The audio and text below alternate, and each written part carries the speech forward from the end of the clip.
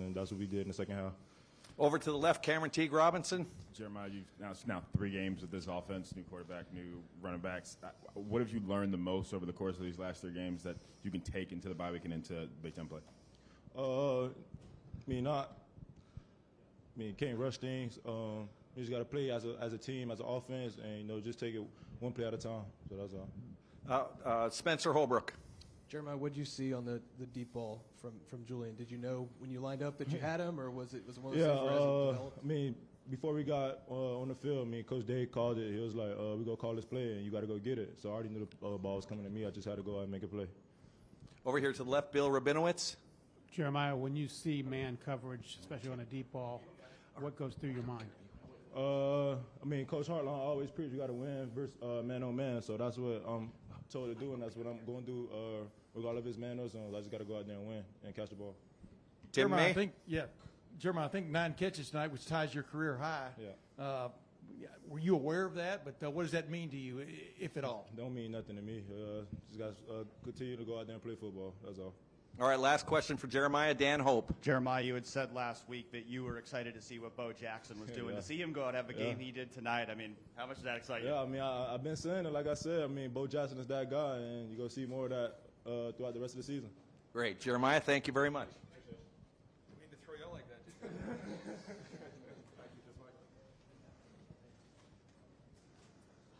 Okay, we'll start here on the right. Go ahead. Ryan, leading into a bye week, obviously there's a lot of things that you'll have to get better on and want to emphasize. But I guess coming out of this game, what were your biggest takeaways, and particularly in the run game, what wasn't clicking there? And what kind of burst does Bo Jackson give you in that run game that might solve some of those issues? Yeah, I'm just trying to look at the numbers here. Yeah, Bo averaged 12 yards a carry. James averaged 6 yards a carry. CJ averaged 4 yards a carry, and I get Jeremiah had 17 on that run. We had 225 yards rushing on 31 carries. I don't know if that's so much the story as it is just not converting in the red zone. When you have on 63 plays just under 600 yards, I think it's more about when we got down into the red zone, we weren't able to execute, and those runs were not efficient. So I'm going to obviously watch the film and figure out if it was, scheme, if it was coaching, or if it was personnel. And we got to do a better job when we get down in the red zone. We got down there a couple times, had to settle for field goals, and went for it the first time, went to kick the field goal the second time, didn't want to get greedy, and then on the touchdown to CJ, we don't get in. We step out of bounds at that moment in that game. Again, can't let ego get in the way and just kick the field goal. And let's not get this game into a situation we put ourselves at risk, because I felt like we were moving the ball well. We just had to finish these drives off, which is frustrating. But these are the things that we have to learn, and we learned a lot of lessons tonight. As we continue to open up the offense, like in a 2-minute drill, or when we're throwing the ball, we have to learn when it's time to take a sack. These are all the lessons that we're going to have to work through. And the only way to do that is to play through them. And there'll be some lessons learned tonight. But I was excited about the way that we didn't panic. And I think that's a sign of growth and maturity, because it's easy. And you can feel it in the stadium when things aren't going well. When, we come out and we just kind of moving down the field, and it feels like, wow, this is going to be one of those games, and then you don't score, and then before you know it, you come out in halftime, you see the score, they score a touchdown, it's like, what is going on? And it's easy for everyone to tense up in that moment, but everybody kept playing. Brandon did a great job on the punt return to get us going. We threw the ball in the perimeter. I thought Jeremiah and Brandon did a great job getting Carnell, and then we hit the big post, and it kind of opened up from there. When we're firing all cylinders, you can see how explosive we can be. But if we're not going to score touchdowns in a red zone, we put ourselves at risk. So that was a really long answer to say there's a lot more to it than just the rushing attack, I think. All righty, we'll go to the left, Rob Aller, and then we're going to come over to the right, Stephen Means. Yeah, Ryan, when your defense has been as dominating as it is and has been, and they break a big one on you, is that almost shocking that when something like that happens? Because it's one little glitch, I guess. Yeah, and they have a very good scheme, and they do a nice job, and they really milk the clock and try to, shorten the game, which is smart on their end. And they're a good team, and they're going to make some plays, but other than a couple explosive plays, certainly the long pass, I thought our defense played strong tonight. Did a nice job against a good offense. They do a great job. The quarterback's very good, but I thought we were physical. We ran to the ball, played hard. Again, there's a lot of issues there that we got to get fixed. There's no question. And again, it's our job to identify them and get them fixed. Over here to Stephen Means. Ryan, you've often talked about sometimes you look for trends when you're trying to figure out what's wrong or what's right with the team. Did you notice some of these red zone issues maybe in fall camp or the spring, or is this maybe something that's been more surprising to you over the last No. I mean, the throw to Carnell could have been a little bit stronger. I think Carnell, wishes he had that one back. He could have taken it over his head. The fade throw to Jeremiah, I thought we could have been cleaner. We just stepped out of bounds on the one. We did have a penalty. And when you start to drive right around the 10-yard line, you can't mess around in that moment. Like when you're trying to get a touchdown from first and goal from the 10, you got to be on point in everything you're doing. And I just think it was a little bit of a lack of execution. But we have good ideas down there. We have the right packages going in. I think we can coach it better, and I think we can execute it better. We'll stay over here to Bill Landis. Ryan, we saw Lincoln come on for that one short yardage play. Did you guys consider using that at all in the red zone? Has that been on your mind at all coming into the season? Yes, use that in the red zone? and it will be. It'll continue to be, because the good news with Lincoln is Lincoln can throw it and he can run it. So I thought he did a nice job reading it. He found himself right behind that double team in the puller and hit it. So that was a good conversion for us. We do have more things for him, but the whole offense available when Lincoln's in there. So we'll keep looking at that and probably have some of that available. Not that it's not going to be a surprise, so it's not a secret. Have some of that available in the red zone if we're having a hard time. Something to go to as a weapon. We're going to go here to Spencer and then to the other side to Bill Rabinowitz. Ryan, you guys have been really good situationally throughout the last, I would say, 7 or 8 games, and then tonight was what it was with the 2-minute in the red zone. How much do you take that into consideration when what you're planning for the bye week going forward? And do you have to kind of alter the bye week now that you kind of saw what happened tonight? Oh, yeah. We're going to try to identify those things, and you're right. And part of that is playing through it with some inexperienced guys, but there's no question, we turn the ball over in a 2-minute drill and we don't score in the red zone. So we better spend some time on that during the bye week, because you're right, situations are important. And in a game where, they only have 55 plays and we only have 63, the percentages of situations become higher because you're not playing, 70 and 80 plays. So, we got to get better in those areas, and we'll make sure we address them. Over to the left here, Bill Rabinowitz. What's your assessment of Julian's play tonight? Statistically, the numbers are really good, but there were a couple of ones he probably wants back. Yeah, I thought he played well. A lot of good plays, but you have to learn as a quarterback.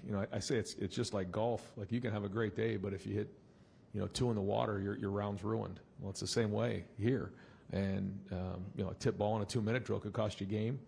And then, we got a chance to put him away up 3 scores, going to get our 4th score. And, in that moment, he knows he's got to take the sack, which is not something that he's had to do before.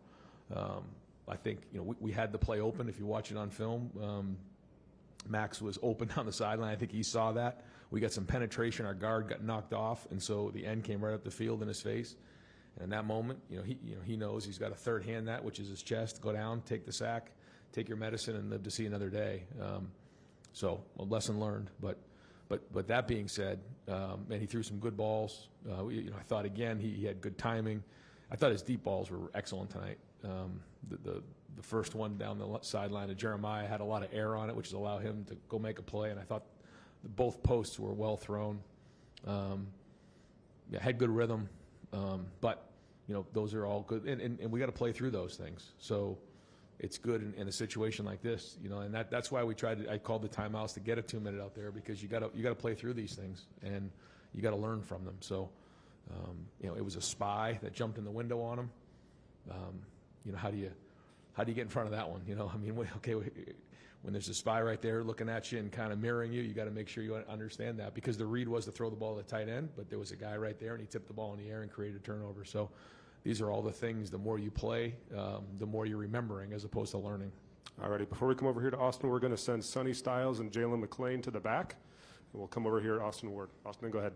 Ryan, you've said a couple times there are a lot of lessons learned tonight. I'm trying to figure out if you feel frustrated by what you saw tonight or disappointed or like you're hard to read right now because you still won comfortably, but I know you won't ever be truly satisfied. Like, how do you feel about that overall tonight? Definitely frustrated in the first half with our inability to score touchdowns in the red zone.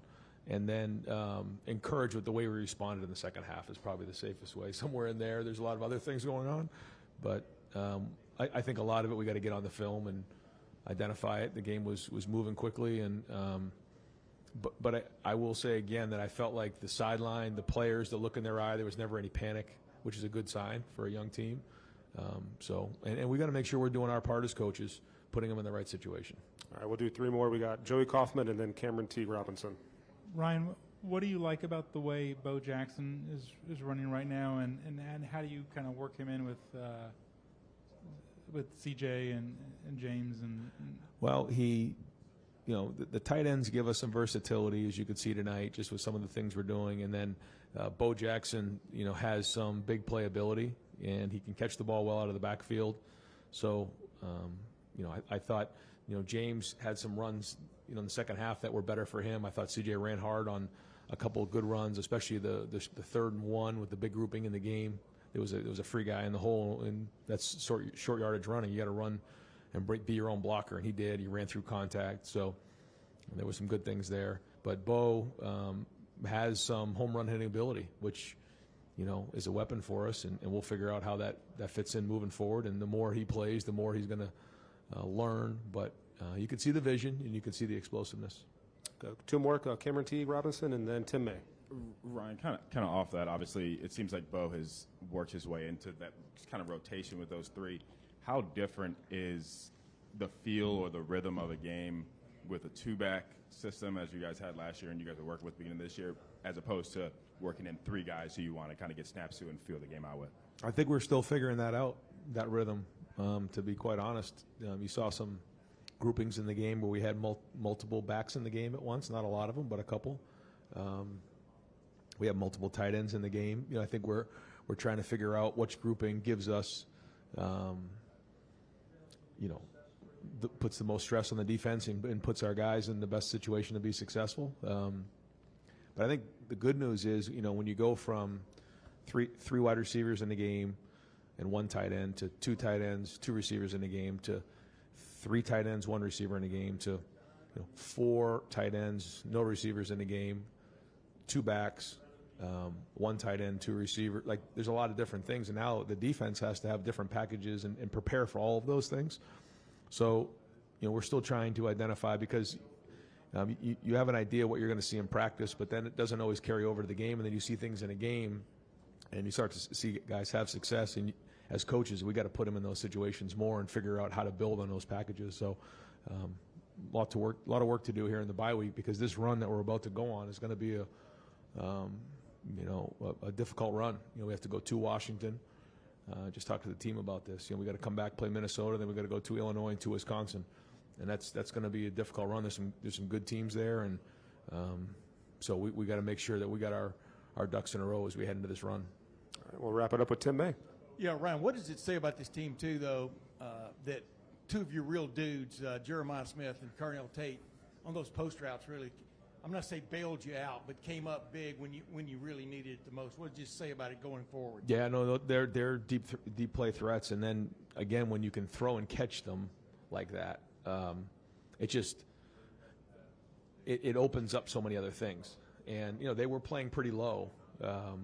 Lower than probably we expected, lower than we usually see, and so there was big plays to be had out there, and I think they kind of challenged Julian to throw the ball. Young quarterback, let's see what happens. And I thought it was a good plan. They did a nice job, and we didn't finish off the drives in the red area, and so they found themselves in the game in the second half. So credit to them.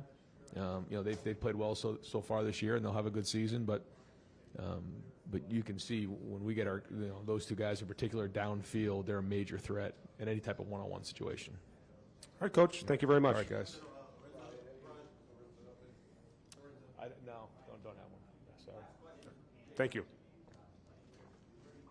We'll bring in Julian Sayin to the podium.